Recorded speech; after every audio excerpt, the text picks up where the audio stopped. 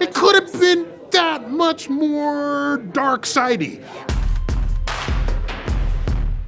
It's an exploration of how the laws of science in the universe, biology, chemistry, physics, engineering, how they inform our knowledge of what has come before us, what kinds of planets have ever existed, what kinds of life might exist on them, to what is possible given that knowledge of what kind of control we might have over our fate.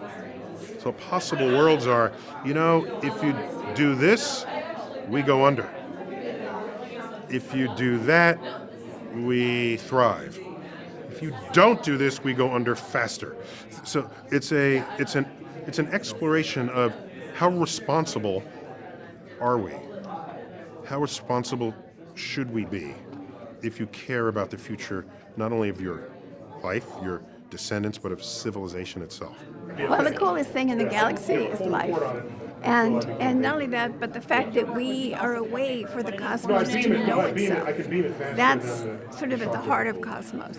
That the matter of the cosmos has become alive and aware on this world and very possibly others.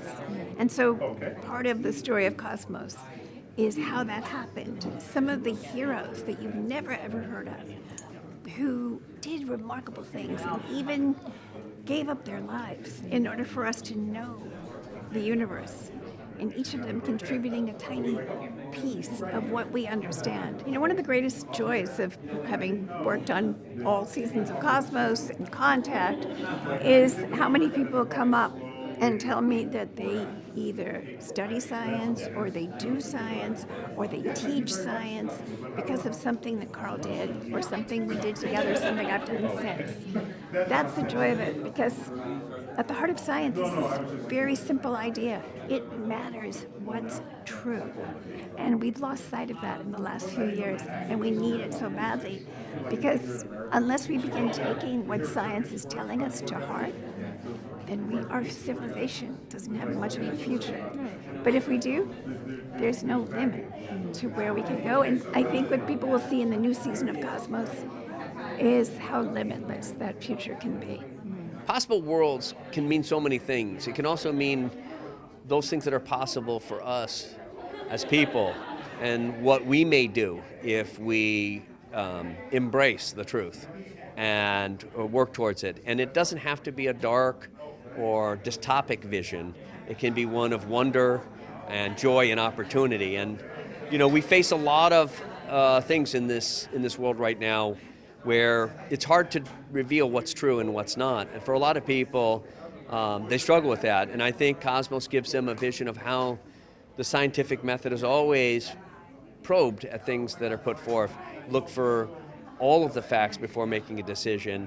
And that's a great piece of what we can do, is inspire people to just use what is the basic scientific method, which led to the moon landing almost 50 years ago today. And we did it. What can we do? What is our future? That was 50 years ago. 50 years from now, God knows, we can be doing anything. We're facing these great challenges to our species now. And one of the things we can do is recognize that if it can go from one extreme to the other in 50 years, where can go in the next 50 years? Let's use that same timeline and put all our resource to changing it. And I think we have the technology now. We can turn around what we're facing. We can encapsulate this kind of greenhouse gas effect and create great monoliths of calcium carbonate, which takes the carbon out of the air. And by doing that, we can de-acidify the oceans, we can cool the planet, and we can find that equilibrium that took a long time to get to. Which is the most accurate science fiction film in the past 5 years? 5 years, I would say, in terms of how much energy and effort they put into getting detail correct, it was definitely Interstellar. The science, even when they went science fiction-y, they got enough science right so that they earned the science fiction-y part. All right, that's what you want. You want to, as Mark Twain said, first get your facts straight, then distort them at your leisure. Star Wars, yes. The Force Awakens.